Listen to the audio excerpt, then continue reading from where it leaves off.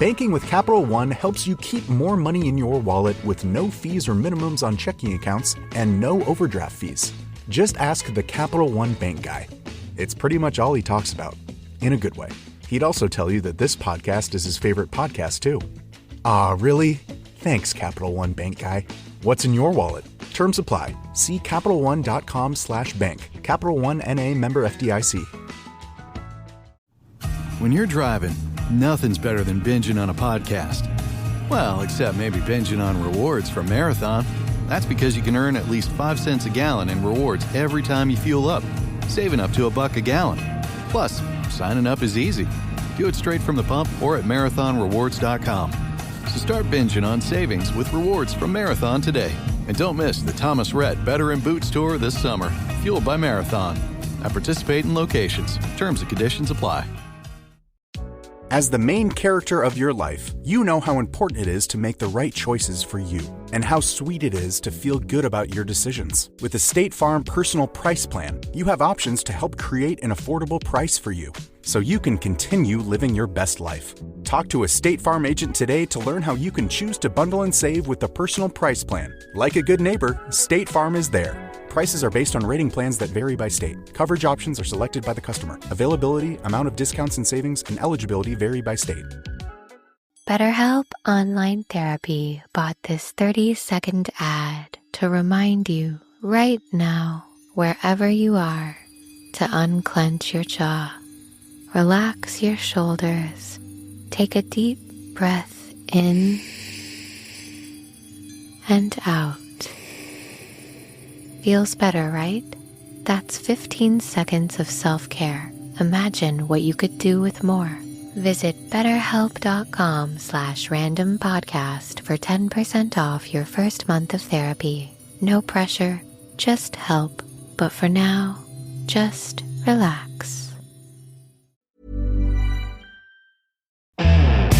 This is the Daily Tech News for Monday, June 30th, 2025. We tell you what you need to know, follow up on context, and just try to help each other understand.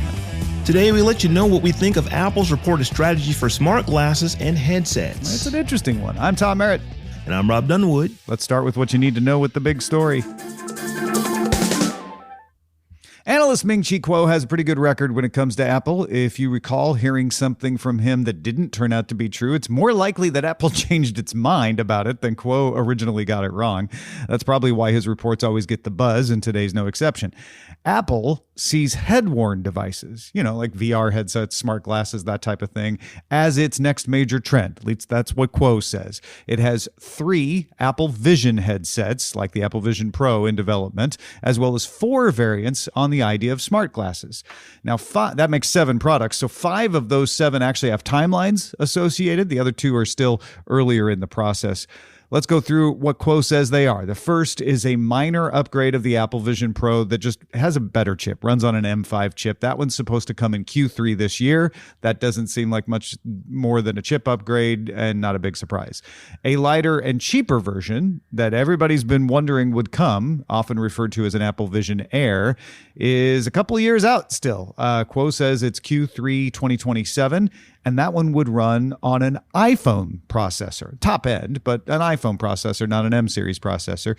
And then a second generation of the Vision Pro is supposed to come in the second half of 2028, and that would have a whole new design. Let's talk about the glasses. Apple's first competitor to Meta's Ray-Ban smart glasses won't arrive until Q2 2027, so you're not going to see these anytime soon. It's expected to have multiple frame options, multiple material options, so you can get the glasses that have the look you want. And then the innards will have things like gesture recognition, voice control, photo and video recording, but no display. The first of 2 smart glasses with a display, that Kuo refers to as XR for extended reality, will come in 2028. And then finally, there's a tethered product that you'd plug into your Mac or your iPhone and use as a display. That one has been paused because they can't get it light enough. They've got some weight challenges. Kuo thinks the display-enabled smart glasses will probably remain a niche product for the next couple of years. So Apple being later to that is not a big deal. And then he thinks Apple will probably leapfrog what's out there with tech and design improvements, which is a thing Apple has done in the past. Rob, if Kuo is right, what do you think Apple's headwear strategy sounds like to you? I think on the designs with the displays, probably sounds right. And it probably sounds about right for the timing that it would take Apple that long to get it out. For the ones that are going to basically compete with the Ray-Ban Metas, I actually looked it up. Those things have been out for 20 months. And we're talking about an additional 2 years before Apple has a competitor to it. If there were any company other than Apple, I would say that takes way too long for them to come out.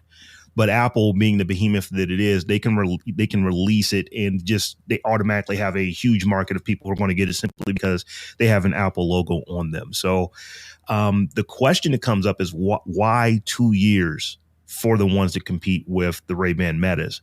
And it makes me think about where Apple is with their AI. Well, they probably don't have any AI coming out for a while. So it could take them that amount of time to actually put the AI in the glasses to make them do the things that you would want them to do with Apple's polish and finish. Yeah, I always think back to other cases of Apple doing this, right, for comparison. So when the iPhone came out, everybody thought that the Trio and some of the Blackberries, as you know, were pretty cool, right? And it's like, man, these are great. You know, what would Apple do that's better than these two? And then we saw the iPhone. It was like, oh, it's significantly better. I think we're in a similar position with those Ray-Ban Metas, and Meta's going to be expanding to other Essilor Luxottica brands like Oakley, where people go, hey, they look pretty good. So what Apple has to do again is come out with glasses where you go, wow, those look even better. And I'm not sure, and no one ever is before they come out, but I'm not sure what the margin for improvement is and what the tech could do, even beyond the AI. Like, I'm with you on Apple Intelligence, or maybe they just plug into OpenAI or something like that. Like, that has to work, but the look and the functionality has to be a leapfrog too. And maybe I'm just old, but I'm having a harder time imagining how it could be as much of an improvement over the Metas in 2 years, assuming Meta continues to improve, as the iPhone was over the Trio. Apple's initial improvement over those initial handhelds that were out years ago, those devices are still pretty new and fairly niche. People have been wearing glasses for a couple hundred years. Yeah, so, the form factor, right? Yeah, that's yeah. So that's one of the things that makes me wonder. Mm-hmm. I'm like, this you're pushing it. But if there's any company that can do it, Apple has a track record of coming out and showing people things that have already existed, and you actually think that Apple created the thing because they do it so well. Yeah. So if any company can do it, I'll give Apple a pass on 2027 before you actually compete with something that's been out for almost 4 years. We'll have to see. That camera is going to have to be so small that you can't even tell it's there for it to be a big change in the form factor, right? And then the functionality is going to have to wow you somehow. Yeah. Right. Quo also noted that Apple plans to launch a more affordable 13-inch Mac that runs on an iPhone A18 Pro chip. That would bring the price down. This sounds like an Apple version of a Chromebook, honestly. Colorful case options, stuff like that. He thinks we could see it hit later this year or at the latest early next year.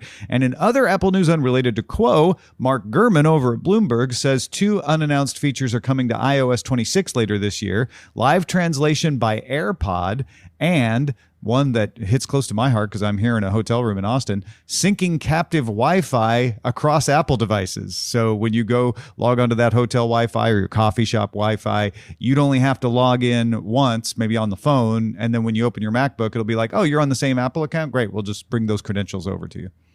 That is a really, really cool feature. And I would have to imagine that there's a whole lot of folks that would be really interested in even less expensive MacBook, because it's not like the lower end ones are terribly expensive now. So if you can actually shave off another $150, $200, a lot of people will be really happy about that.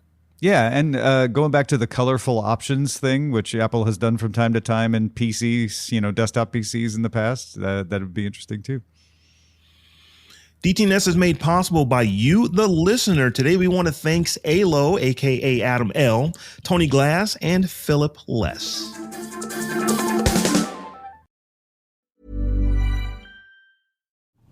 When you're driving, nothing's better than binging on a podcast. Well, except maybe binging on rewards from Marathon. That's because you can earn at least 5 cents a gallon in rewards every time you fuel up, saving up to $1 a gallon. Plus, signing up is easy.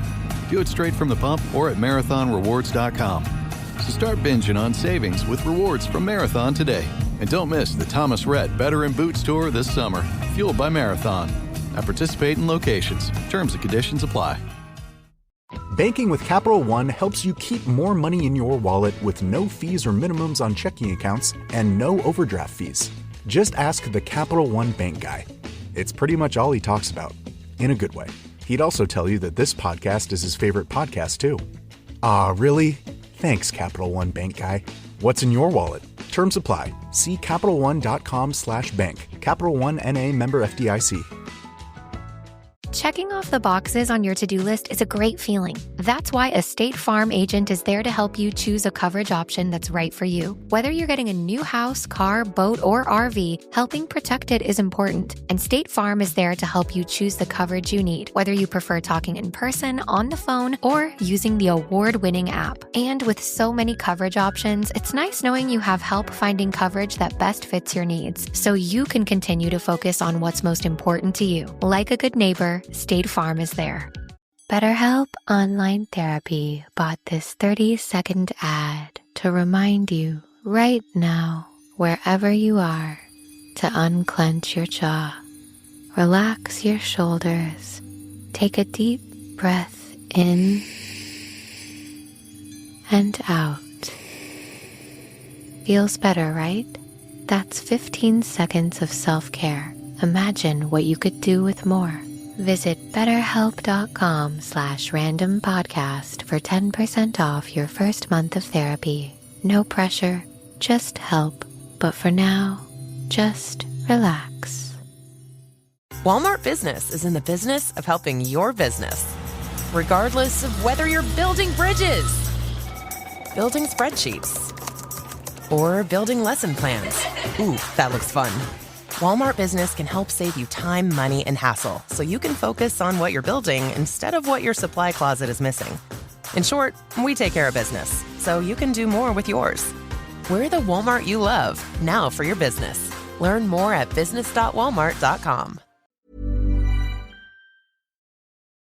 There's more we need to know today. Let's get to the briefs. We have several bits of Google-related news to let you know about, and thanks to Motang for posting these on subreddit. Android Faithful's Michelle Rahman wrote on Android Authority that Gmail for Android is testing a mark as read button with notifications so you don't have to open the app. Rahman also reports that Android 16 is getting the ability to push notification warnings if a connection attempt requests a unique identifier or forces an unencrypted connection. This would alert you if something like a stingray was trying to hijack your cellular connection and spy on you.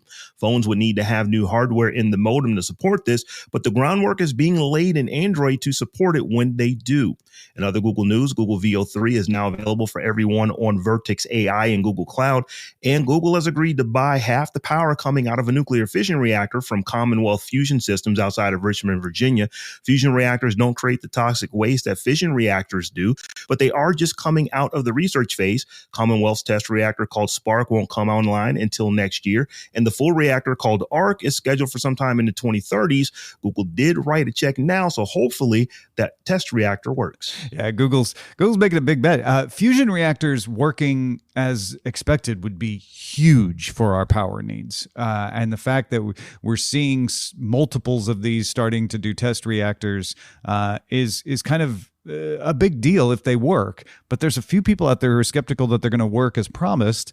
And I guess Google's one to be willing to bet that it's gonna. So they'll write a check just so they can get that 200 megawatts of power out of there if it does work out.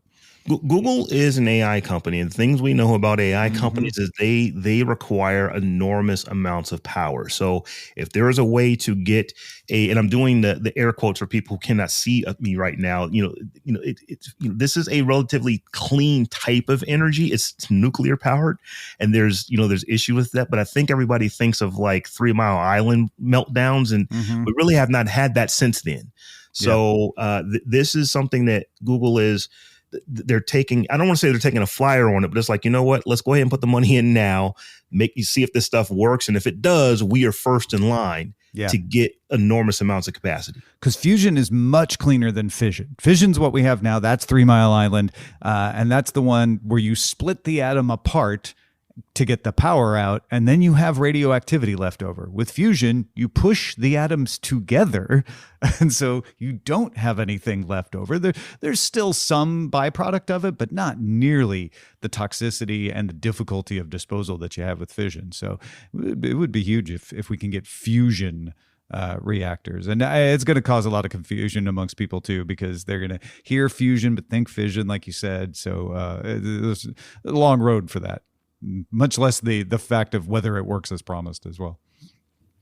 Well, here's the latest on the provision of the U.S. budget bill regarding prohibitions on states in the U.S. regulating AI. This is part of the big budget bill, but it's that one provision that was saying for 10 years states couldn't regulate AI. Now, when we last mentioned it, the provision was allowed to stay in the bill because it doesn't actually make state regulations illegal.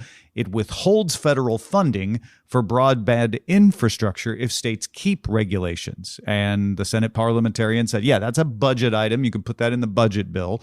The U.S. provides $500 million to states for broadband programs. Now, not every state receives that money, but most of them do. And so if they want to keep receiving it, they'll need to abide by this prohibition. The bill is now in its final form in the U.S. Senate. It then is going to have to go back to the House before being sent to the president to sign into law. The term of the prohibition was reduced. It's no longer 10 years. It's now 5 years. And it also added a couple of exceptions. I'm going to read these from the text of the proposed bill. There would be an exception for a law or regulation pertaining to unfair or deceptive acts or practices, child online safety, child sexual abuse material, rights of publicity, protection of a person's name, image, voice, or likeness, and any necessary documentation for enforcement, as long as they don't place an undue or disproportionate burden on AI systems. So they're saying you can still get your funding if you're regulating AI for these purposes: child safety, copyright stuff, that sort of thing. Senator Marsha Blackburn of Tennessee had opposed the act because it would have affected that state's act that makes it illegal to mimic musicians' voices without consent. Remember, Nashville is in Tennessee, so she's trying to protect the music industry there. The new version of the prohibition explicitly exempts that Tennessee act, which, by the way, is known as the Ensuring Likeness, Voice, and Image Security, aka Elvis Act. It could still get pulled out or changed before the Senate passes it back, as multiple governors and some ruling party senators still oppose it. And of course, it could face changes or removal in the House before it gets sent to the president. But the general sentiment is we're probably seeing this bill getting sent to the president by July 4th. Yeah, it was pretty much dead on arrival in its previous iteration. I think that they've put enough stuff in here. By cutting it in half from 10 years to 5 years, that is going to get a lot of folks on board that just weren't on board before. But I think you're right that this gets it closer to actually being something that will get through the House. Maybe one more round. They don't have a lot of time. The 4th is Friday, so they don't have a lot of time. But I would imagine that you're going to see something go to the House that gets signed and ultimately gets to the president's desk. Yeah, then we'll see if any states want to say, like, nope, we don't want the funding. We'll keep the regulations. Spotify's Discover Weekly playlist is getting some updates. The popular way to hear music tailored to your taste has controls at the top where you can select certain genres that you want it to favor. Maybe you usually listen to R&B, but you like a little more contemporary gospel. You can see the new controls at the top of the Discover Weekly in the Made For You hub. A couple of safety issues to mention today. Anker issued its second recall of power banks this month. You may remember earlier this month there was a recall for certain models of power banks sold in the U.S. between June 1st, 2016 and December 31st, 2022. This new recall is for several models sold in multiple markets around the world. So if you want to check if you have an affected model and get instructions for what you need to do to get a refund or dispose of it, go to anchor.com, look for a page called Product Recall Submission Form, and we'll have a link in our show notes to that as well. Also, security company Rapid7 found a security flaw in the firmware of 689 kinds of Brother printers. I've got one of those, as well as 59 printer models from Fujifilm, Toshiba, Ricoh, and Konica Minolta.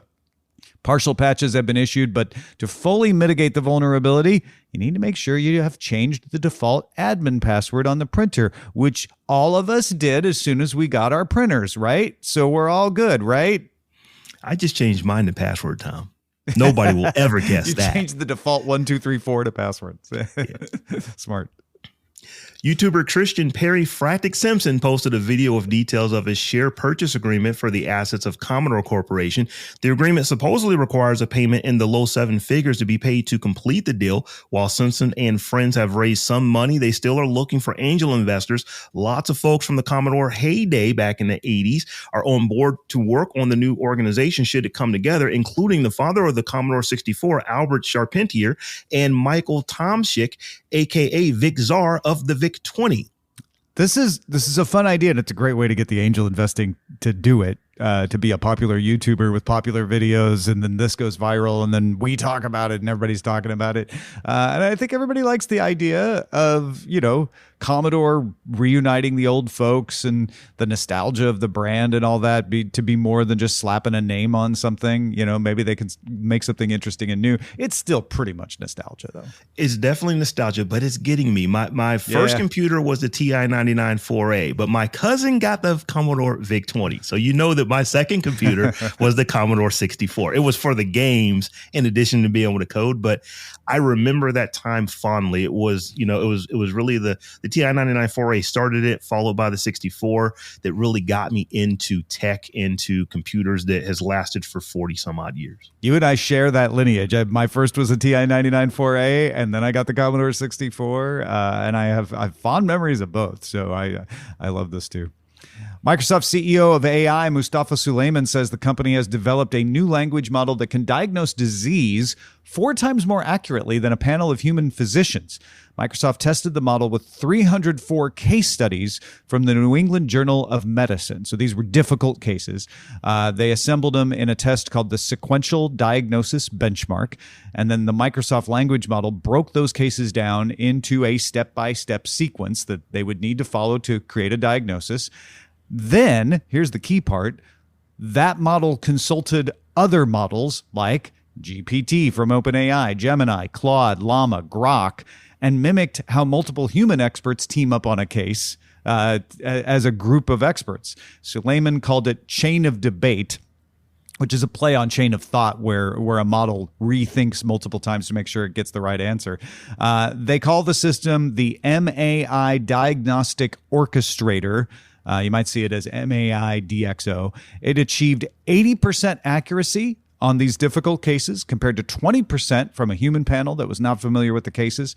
It also selected less expensive tests and procedures, which would have reduced the cost of treatment had this been real by 20%.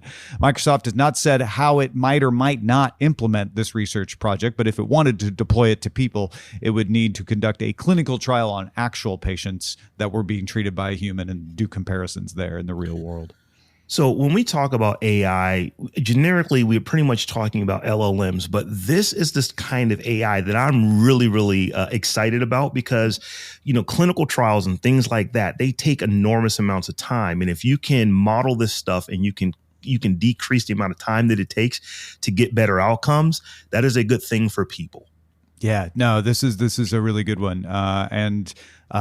I hope it works, right? I'm sure it's proper to be a little skeptical about how it will work. Probably that accuracy percentage goes down when it hits the real world and all the nuances of real world cases, but could be really helpful. I don't think it necessarily has to replace doctors as much as be another member of the team, the way it's using a virtual team to create its diagnoses as well.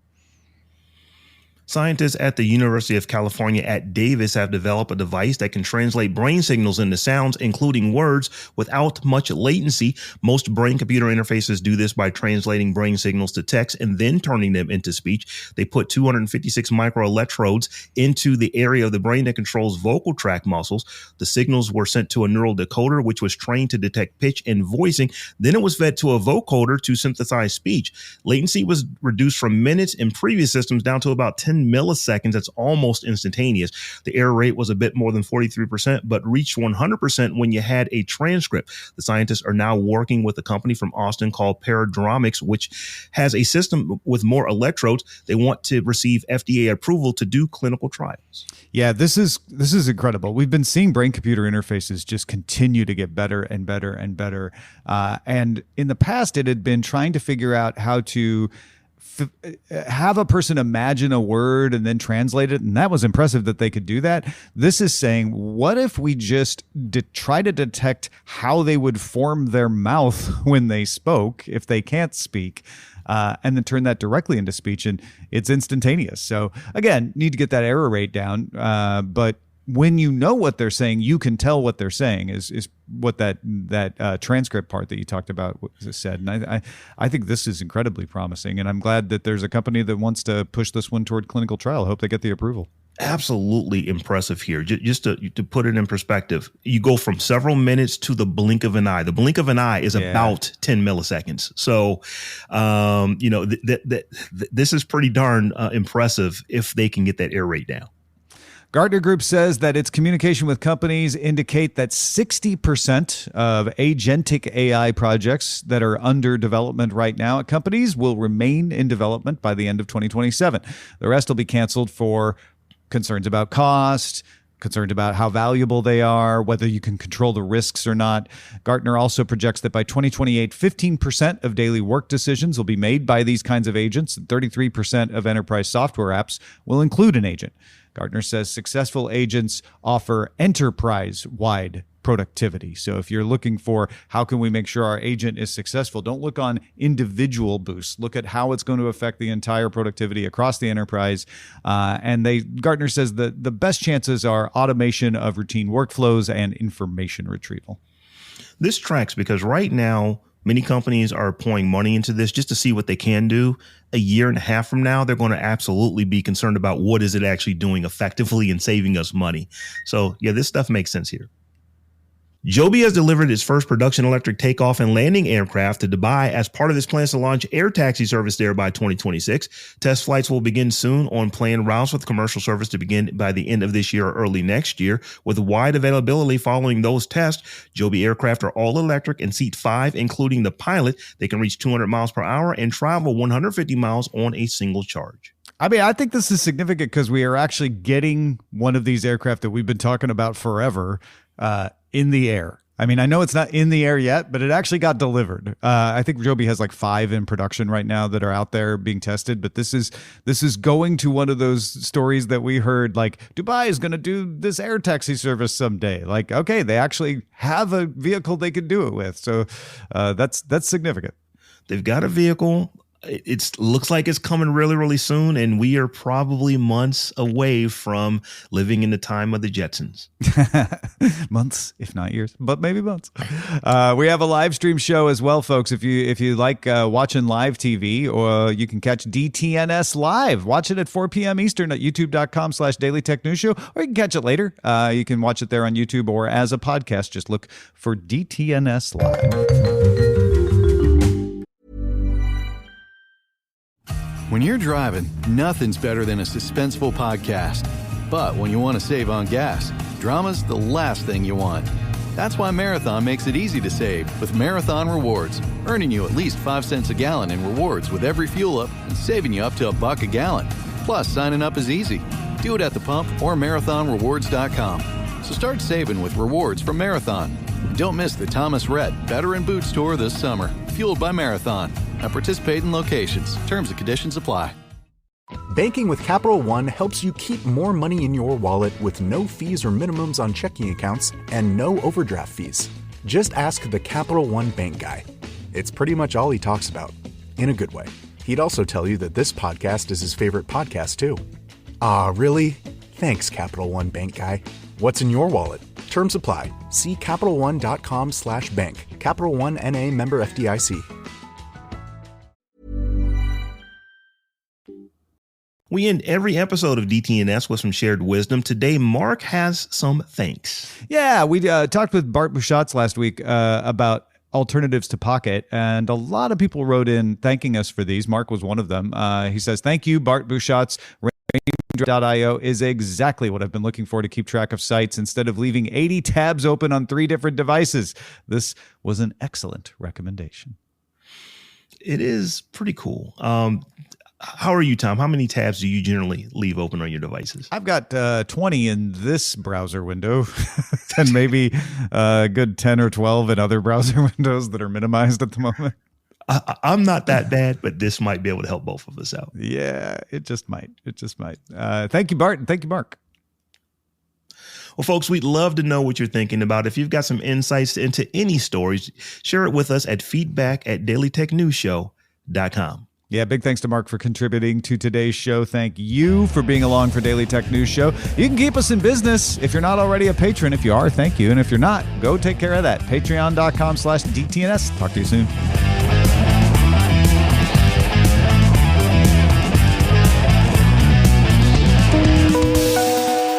The DTNS family of podcasts, helping each other understand. Diamond Club hopes you have enjoyed this program.